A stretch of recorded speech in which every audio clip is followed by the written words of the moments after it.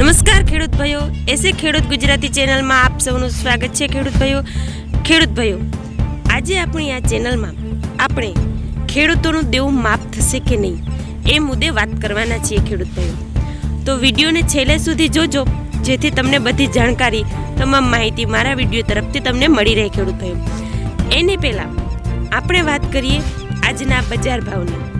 તો આજના બજાર ભાવમાં ઘઉં અને કપાસની વાત કરવાના છીએ. ખેડૂત તો ઘઉં ટુકડાના ભાવ રહ્યા હતા આજે કે 425 થી લઈને 625 રૂપિયા સુધી ઘઉંના ભાવ હતા, જેમાં લોકવનના 425 થી લઈને 500 સુધી અને ટુકડાના ભાવ 425 થી લઈને 600 સુધી. તો આ હતા ઘઉંના ભાવ. હવે વાત કરીએ કપાસની. તો કપાસના ભાવ ખેડૂત ભાઈઓ 1350 થી લઈને 1750 રૂપિયા સુધી કપાસના ભાવ રહ્યા હતા.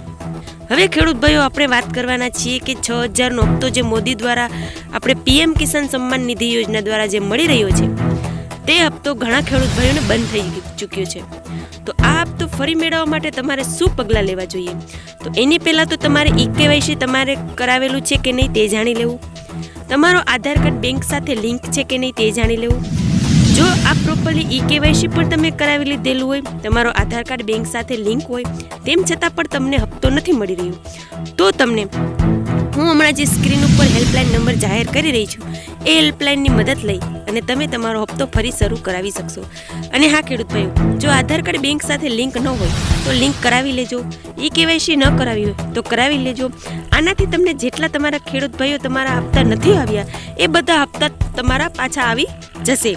જેમ કે કોઈ ખેડૂત ભાઈઓને 2 હપ્તા નથી આવ્યા, કોઈને 5 નથી આવ્યા, પણ આ બધા હપ્તા તમારા ખાતામાં ફરી પડી જશે. ખેડૂત ભાઈઓ, હવે વાત કરીએ કે ખેડૂતોનું દેવું માફ થશે કે નહીં. તો સરકારશ્રીની જે સ્કીમ છે કિસાન સન્માન નિધિ યોજના, જે 6000નો હપ્તો આપણને સરકાર આપી રહી છે, તેના લીધે સરકારશ્રી દ્વારા એવી કોઈ જાહેરાત નથી કરવામાં આવી કે ખેડૂતોનું દેવું માફ થાય.